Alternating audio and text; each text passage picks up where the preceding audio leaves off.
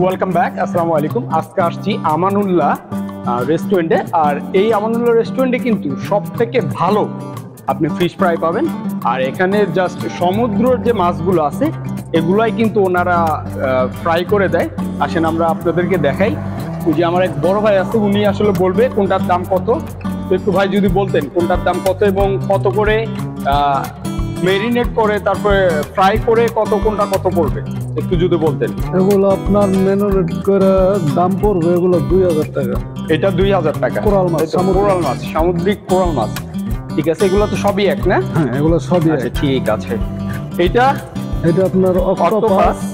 এটার দাম আছে আপনার 800 টাকা। 800 টাকা। এটা আপনার কি ফ্রাই করে দিবেন?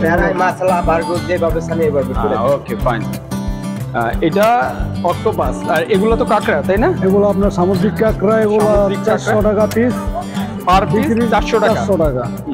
এগুলো আপনার ফ্রাই করে দিবেন? হ্যাঁ, ফ্রাই করে বারবিকিউ করে তারপরে এটার রেট আসবে 400 টাকা। হ্যাঁ, তাই তো? 400 টাকা। আচ্ছা ঠিক আছে। এটা আপনার সামুদ্রিক সুন্দরী রূপচাঁদা বলে আর কি।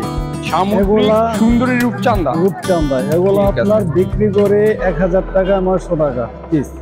1000 টাকা 900 টাকা পিস বিক্রি করা হয়, বিক্রি করে বারবিকিউ সহ, বারবিকিউ করে। ঠিক আছে। আর এটা তো আমরা দেখতেছি সামুদ্রিক কি, এটা আমাদের দেশি তেলাপিয়া মাছ। দেশি তো আমার তেলাপুয়া। হ্যাঁ, তেলাপিয়া মাছ বারবিকিউ কইরা বিক্রি করে আপনার 400 টাকা 500 টাকা পিস। 400 টাকা 500 টাকা পিস। ঠিক আছে ভাই, থ্যাংক ইউ।